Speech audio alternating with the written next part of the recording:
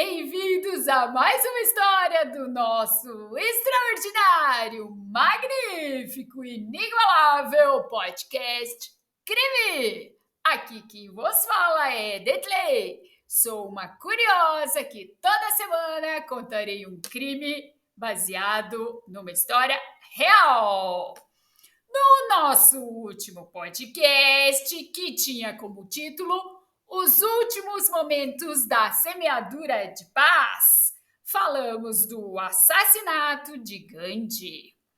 Em Nova Delhi, a janeiro de 1948, Mahatma Gandhi foi assassinado por um extremista hindu cujo ato mergulhou a Índia na mais profunda tristeza e no medo. Falamos no último podcast dos momentos antes e depois do assassinato de Gandhi e de como parte da população ficou muito triste, e a Índia entrou no mais profundo caos. Muito obrigada aos todos os comentários, aos novos inscritos do último podcast. Inscreva-se, deem like, comentem, divulguem para a tia, para o tio, para o papagaio e periquito, para que o canal continue crescendo. Muito obrigada. A história de hoje intitulei como Socialistas pela Democracia. Hoje ficaremos mais pertinho aqui do Brasil. Vamos para aqui, quase o nosso vizinho. Vamos para o Chile. Estamos falando de 1970 a 1973. Governo popular da Unidade Popular de Salvador Allende, que despertou grande interesse do mundo inteiro. Seu projeto de socialismo democrático pluralista continua inspirando até hoje. A vitória de Allende marcou o fracasso dos esforços liderados pelos Estados Unidos para impedir uma revolução no Chile. Isso causou profunda preocupação e hostilidade entre as elites latino-americanas, assim como em Washington e outros governos ocidentais, que morriam de medo de que o exemplo do Chile pudesse ser replicado, por exemplo, na Europa. Imagine! Socialistas no poder! Como líder da Unidade Popular e político de longa data, conhecido tanto pelos seus revolucionários quanto pelos conservadores, Salvador Allende era o rosto e o coração pulsante da Revolução Chilena. Poder simbólico da sua decisão de morrer em combate, em vez de ir para o exílio, fez em sua memória o ponto de cristalização de um movimento global de solidariedade que mudou toda uma geração no mundo inteiro. Explicarei mais tarde a morte de Salvador Allende. Na América Latina, Allende tornou-se as figuras heróicas que lutaram contra a oligarquia e do imperialismo, espanhol primeiro e depois norte-americano. Os partidários de Allende levaram a tocha da Revolução do Chile para Nicarágua, para El Salvador e outros países.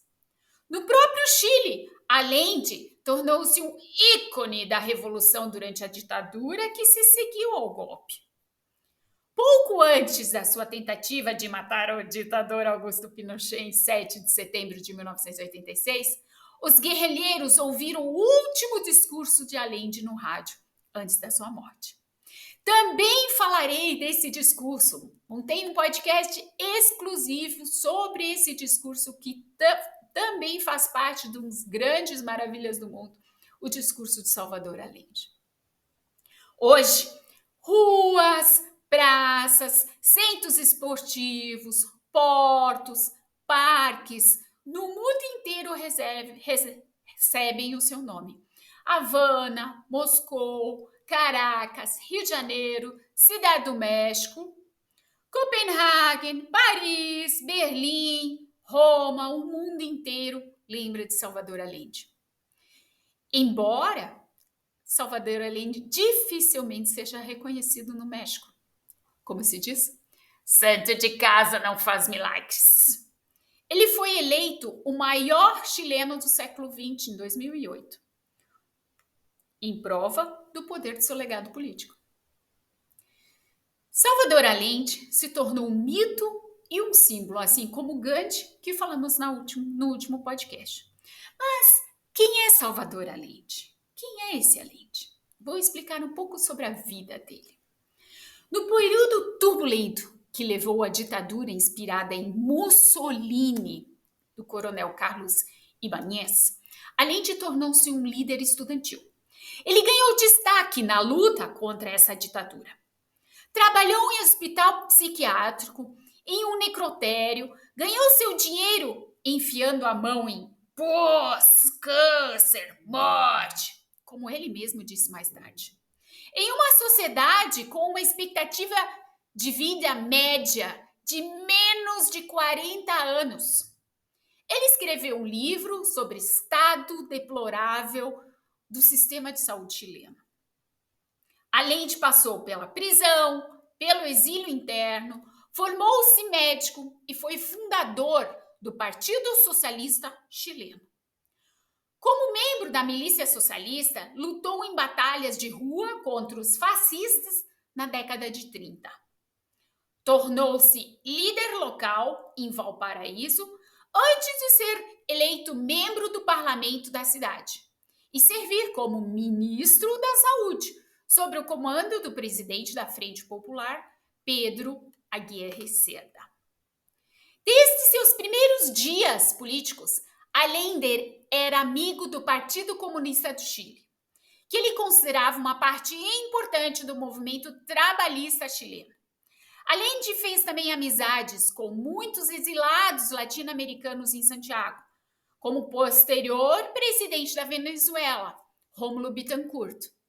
Suas ideias e experiências contribuíram para sua visão política. O governo de Allende mudou o Chile, realizando uma reforma agrária de longo alcance, nacionalizando indústrias, matérias-primas importantes, construindo grandes quantidades de moradia. Allende era carismático, enérgico, extremamente autodisciplinado e trabalhou arduamente na arte da política de massa.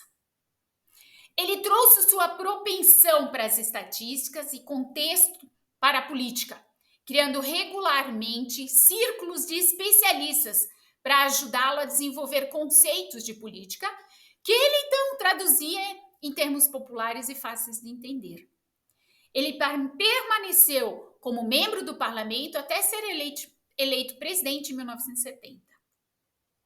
Allende viajou muito, se interessou especialmente por países socialistas, é claro.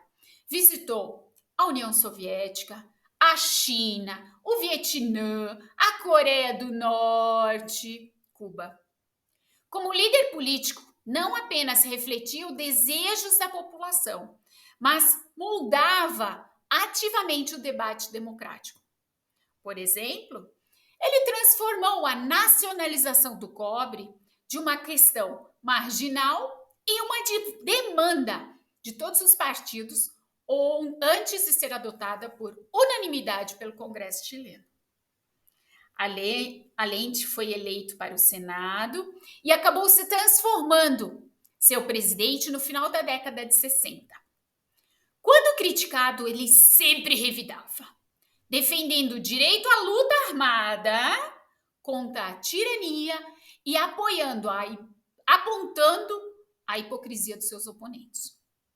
Allende liderou coalizões de esquerda nas eleições presidenciais de 1952 e 58, onde perdeu por pouco, e 64. Brincou que em sua lápide estaria escrito: "Aqui jaz o futuro presidente do Chile", antes de ser realmente eleito presidente em 1970, como líder da Unidade Popular.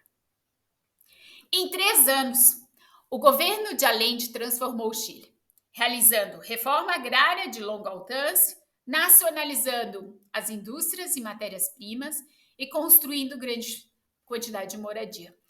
Expandiu sistemas de educação, saúde, de forma a priorizar as necessidades de mulheres e crianças como uma unidade básica de sociedade. A unidade popular introduziu a igualdade de remuneração entre sexos. Discutimos isso até hoje. Reconheceu filhos ilegítimos e concedeu aos trabalhadores um novo papel no local de trabalho e no planejamento da economia. Governo também começou a conceder representação e autonomia aos povos indígenas. Nas relações internacionais, o Chile de Allende buscou integração e cooperação latino-americana com os estados socialistas, claro, como parte de uma política externa independente que enfatizava pragmatismo ideológico e não interferência nos assuntos de outros estados. Allende não negava que era legítimo que o povo resistisse à tirania pela força, mas acreditava que o movimento no Chile era forte o suficiente para realizar uma transação desarmada para o socialismo. Percebe que esses temas nós discutimos até hoje. No entanto, a Unidade Popular de Allende não controlava o Congresso. E um impasse político se desenvolveu gradualmente. À medida que as nuvens e tempestades se acumulavam, Allende buscou maneiras de sair da crise cada vez mais profunda, dialogando com a oposição, viajando para o exterior para buscar apoio e buscando unidade de ação entre a esquerda chilena. Tudo que ouvimos falar, assim da mesma forma que tentam negociar em todos os países. Infelizmente, os debates na esquerda se tornaram cada vez mais polarizados. A oposição interna se tornou mais intransigente e violenta, apoiada por quem? Pela Casa Branca e por outros governos estrangeiros. Imagina um socialista no poder. O terrorismo flagrante, as manifestações de oposição, greves trabalhistas, campanha ininterrupta e hostil na mídia chegaram ao clímax. Controle dos Estados Unidos sobre a economia chilena se intensificou à medida que o governo Nixon encontrou maneiras de apertar cada vez mais os parafusos contra a Allende. As forças do imperialismo e do fascismo tomaram a iniciativa e acabaram derrubando Allende com a ajuda dos militares, desencadeando uma onda de terror e derramamento de sangue, na qual o Chile, até hoje, não se recuperou totalmente. Esse é apenas um breve resumo de uma longa vida de política. Ao contrário de muitos outros líderes políticos, Allende não deixou memórias ou textos políticos. Ele tendia a considerar teoria como um labirinto frio. Como disse certa vez a Regis Debray, seu público não era de intelectuais e ele não era um ideólogo. Ele não tinha tempo para disposição de sentar e elaborar uma teoria. Se quisermos entender o pensamento de Allende, teremos que juntá-lo a partir dos seus discursos e de suas ações. Dessa forma, podemos reconhecer uma série de ideias e práticas que definem o chamado allendismo. Para Allende, o verdadeiro socialismo incluía a soberania e a democracia política e econômica. Allende era um patriota do Chile e da América Latina. Para Allende, assim como para o Partido Socialista Chileno, o Chile era parte de um todo latino-americano e seu futuro estava na luta pela integração. Nesse aspecto, Allende foi influenciado por um amigo peruano, Luiz Alberto Chances, que por sua vez era amigo e ex-companheiro de Vítor Raul Haya e José Carlos Mariátegui, os marxistas mais importantes da América Latina.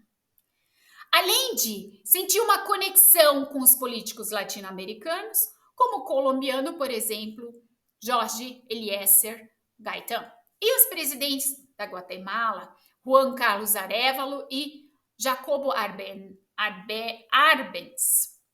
homens que também lideravam movimentos populares de mudança social. Allende se via como parte dessa luta maior. O patriotismo de Allende visava melhorar a sorte do povo chileno, latino-americano, especialmente das mulheres e crianças, por meio do desenvolvimento social, político, econômico e cultural. Para conseguir isso, ele acreditava que o Chile precisava de soberania política e econômica.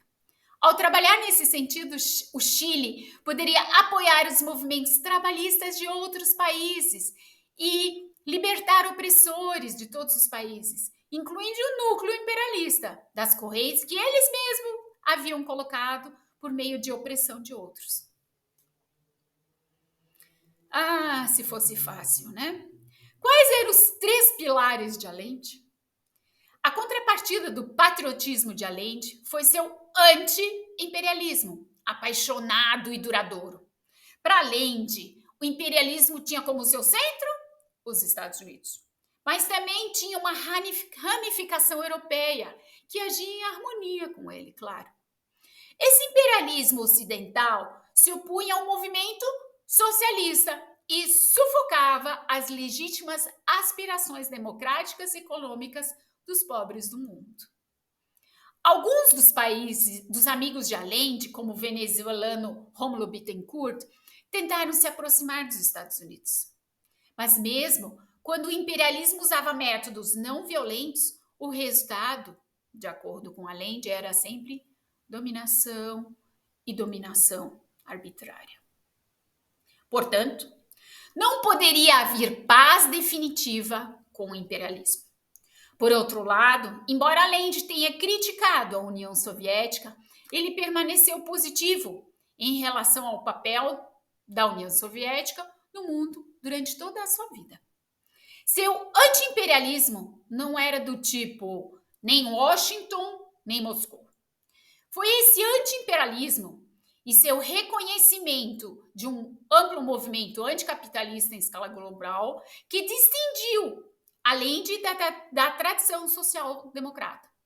Allende foi um democrata revolucionário, embora não negasse que fosse legítimo que o povo usasse a violência para resistir à tirania. Ele acreditava fielmente que a luta democrática do Chile havia produzido um movimento forte o suficiente e cujas instituições eram flexíveis o suficiente para realizar uma transição desarmada. Ele viajou o Chile de norte a sul, compartilhando comida com os pobres, ficando em suas cabanas enquanto fazia campanha. Ele dedicou sua vida à causa da emancipação do Chile. Para Allende, o verdadeiro socialismo significava soberania, além da democracia política e econômica.